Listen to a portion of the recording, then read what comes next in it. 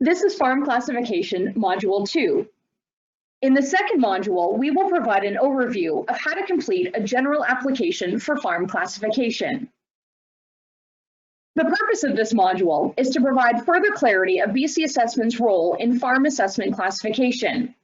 Legislation always prevails should there be a discrepancy between the contents of this module and the legislation. In this module, you will find that we will cover a variety of topics, including the income requirements for farm classification, the application form, and where to find it, and we will walk through each section of the farm application.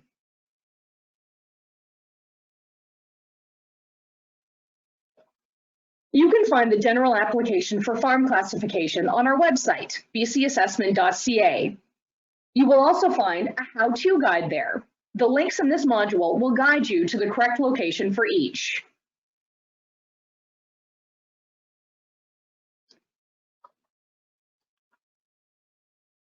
To begin the application, you must fill out the roll number for the property under review for farm classification in the same format as it appears on the top right-hand corner of your assessment notice. If you do not have a copy of your assessment notice, you can also find the roll number for your property on Assessment Search, which is an online tool provided by BC Assessment. You can enter the address for the property in Assessment Search and find this information at the top of the page under the address. If the property does not have an address, you can search utilizing the interactive map. Please list the area, jurisdiction, and roll number where the form asks for in Assessment Roll Number.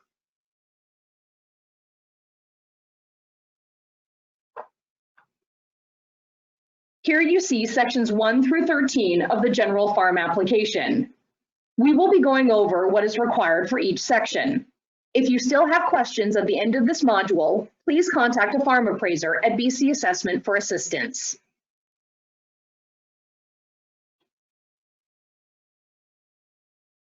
Section 1 requires you to input all the registered owners' names. If there are multiple owners, please list all owners. Section 2 requires you to input your registered mailing address in the owner's address line. Input all registered owners' mailing addresses if more than one. The address or addresses of the multiple parcels comprising the farm should be entered in the bottom line. If the parcel or parcels do not have addresses, you can put their legal descriptions in these lines. You can find the legal descriptions for each parcel on your assessment notice or on Assessment Search.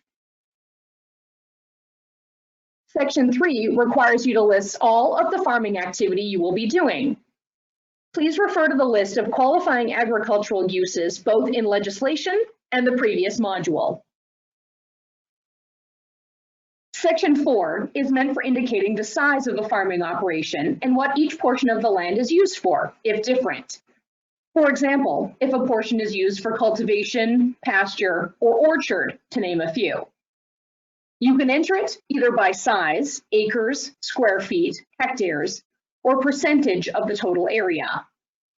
If the descriptions in this section do not match what you are doing to the land, please change them to better indicate what changes you are making to the land for the farming operation.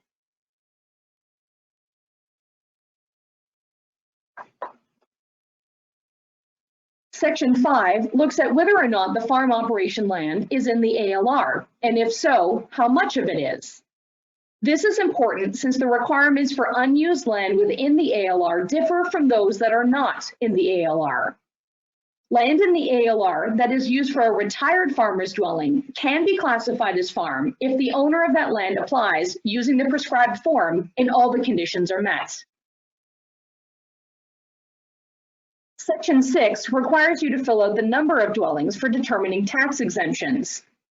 Land is eligible for farm class if it is associated with a farmer's dwelling. This is the dwelling occupied by persons actively involved in the ongoing farm operation. Section 7 allows for you to report the sales of qualifying agricultural products as described in the legislation within a reporting period. Please include receipts of any proof of income.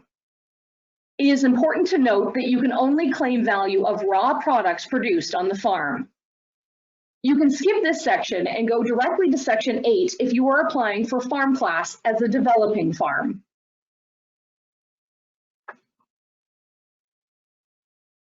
Here are a few examples of Section 7.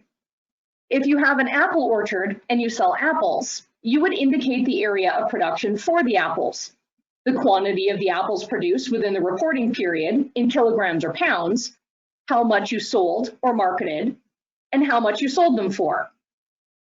If you have sold livestock which was born and raised on your property, report those sales in the Income from Past Sales section. Attach any receipts from the sale of livestock, as well as receipts from any processing. All processing must be done at a licensed slaughter facility. Your net income will be considered as the sale of qualified agricultural product during a reporting period. That means the cost you sold the cattle for minus the cost of processing. Section 8 is meant to be used for developing farms, or if you have no information to report in Section 7 or Section 13. There must be enough information for BC assessment to confirm the land being developed as a farm will meet the income requirements at the proposed date of harvest. Please attach more information to the application if there is not enough space in this section. For example, if you are a developing farm, please include receipts of the supplies that were needed for the farm. Section 9 is for you to input what farm buildings or structures are being planned, under construction, or are already complete and in place at the time of the application. If you have a building under construction, please indicate when it will be completed. Developing farms require you to already have the required building and structures in place in order to qualify. Section 10 allows for you to attach or draw an aerial picture of the layout of the property, including any buildings, fenced areas, cropped areas, and unused areas. Please indicate the locations and the types of crops being planted. If you prefer not to draw, you can attach an aerial Google Earth image of the property, and you can label all of the features listed above. This diagram will help BC assessment with the on-site inspection. Please include anything extra that you think might be helpful to BC assessment in this section. You may attach documents such as sales receipts, plant orders, or work done to your property to prepare it for farming.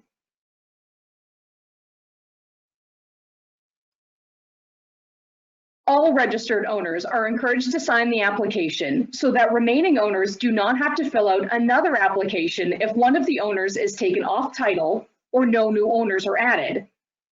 It is also important for BC assessment to have the most recent contact information of all owners in case we need to reach out to them. Section 13 only needs to be filled out if the land under application is being leased and not being farmed by the owner. If you attach the most recent copy of the lease, you do not have to complete this section. Please fill out all the relevant information indicated in the lease section if you have not attached a copy of the most current lease.